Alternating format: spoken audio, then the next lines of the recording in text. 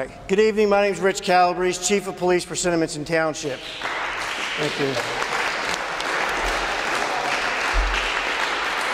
Thank you. I'm going to come here more often. So what the goal is tonight is I want to get everybody a better understanding of what occurs when the noise starts, what you feel, how we handle the calls in New Jersey, how we then send the calls over to Philadelphia, what Philadelphia does with those calls, and how they reciprocate information back to us. We're trying to inform everybody on how this all works and what's going on. So I'll start with New Jersey. The people that live along the river, you hear the boom parties, they start all hours of the day or night. Rain, snow, we get no break anymore. They go underneath I-95 if it rains, they go in the parking lots, in covered areas. We don't get a minute's rest. So what happens? You call the police. You call the non-emergency number, you call 911. They're like, we got a boom party. What does the dispatcher say? Can you give me the location? If you knew the location, you would tell them, right? But you don't know, because sound travels over water, it reverberates, and it just disperses in a cone, and we don't know where it is. We have a lot of known spots in the 15th District, and that's the area that's affected right here that we're familiar with. And we're familiar with those areas because of certain residents that have drove over the bridge, filmed them, sent the video to me and Greg, and then we're able to then better pinpoint that specific district. So now we have a list of all the known spots.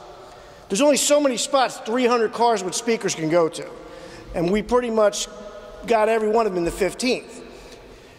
So you call over non-emergency number. What we do is Cinnaminson, Riverton, and Palmyra is we go a little bit further and we'll call the 15th District Operations Room directly for you. And we'll talk to the officer that answered the phone, hoping that law enforcement to law enforcement, they'll give us a little bit better courtesy than just a resident calling over from New Jersey. Sometimes they're very receptive to our calls. Other times we've got responses like, what's a boom party? So we know at that point there are some games being played or they're new to that district. I'm going with A. So then we tell them where they're at. We'll say the Tacony Boat Ranch lot. We'll tell them the certain parking lots. I'm not going to name them here, but there's a list of them that where they're at. Philadelphia will then tell us they're dispatching officers. From what I was told from previous captains of the district is that sometimes there may only be 4 or 5 officers working that district. If you're familiar with Philadelphia in the 15th District, it's one of the busiest districts there are. And I will tell you that Cinnaminson Township at times has more officers working at night than Philadelphia 15th District. So they have shooting calls, they have 911, they have high priority calls. They have to go to those first. No ifs or buts.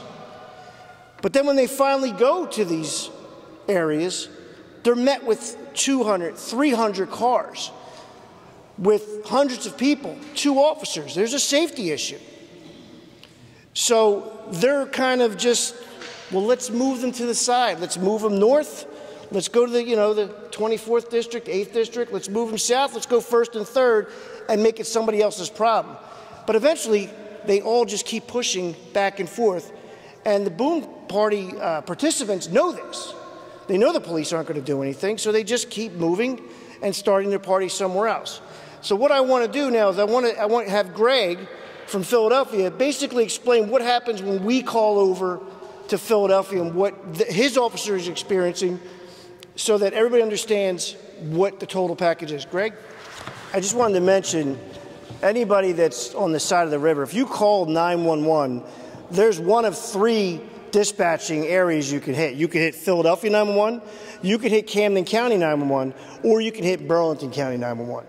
And that could be very time-consuming and frustrating for you because we all just think 911, they should know where we're at. So if you're on a cell phone, it may triangulate to the wrong 911 center. So that's why we gave out the operations room. So for the 15th District, it's 215-686-3150, or 3151. That's for the 15th District, 215-686-3150, 3151. That goes directly inside to the 15th District, where an officer is supposed to be manning the phone at all times to take the calls. They should, when you speak to somebody over there, I always recommend you get the officer's name and badge number and document the time. If for some reason, like Greg, if they're unprofessional, I always ask people to email me directly, and then I'll deal with the police inspector the next day or the next morning, or I'll email them that night depending on how late I get the email. It's very important you get their information, and if they lie to you, if you could just document the time, we'll figure out who was in the operations room. But there's only going to be like 1 or 2 people that were assigned the desk that night, so we could pretty much figure it out.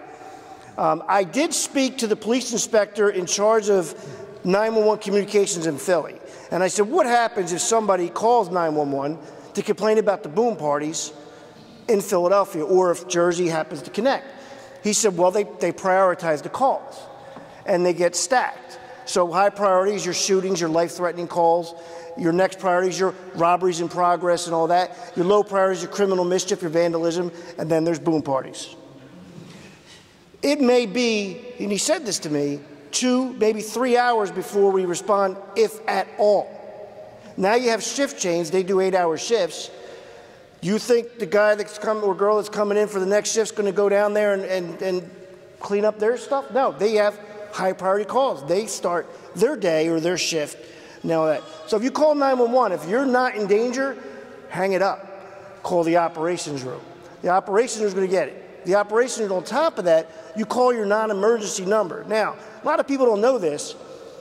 Palmyra, Riverton, Cinnaminson, we all have our own non-emergency number, but we share the same dispatcher. So if you call Palmyra, you're talking to the same person you talk to in Cinnaminson and Riverton. It's the same exact person. So don't worry about, am I on the border of Cinnaminson or Riverton or Palmyra? You're going to get the same dispatcher. That dispatcher should create an incident over here. They should have an officer respond out to your location and maybe pinpoint it, or they should just call over the 15th District for you if you don't feel comfortable doing it. And then it's documented here. And it's important we document those calls on this side of the bridge, so that when the mayor, my mayor's back there, Ernie McGill, Mayor Tate over here, when they want a monthly report and they say, how many noise complaints did you get? I can't say, well, according to Facebook, we have 3,000. I have to pull an official report out so that they know how bad it's getting.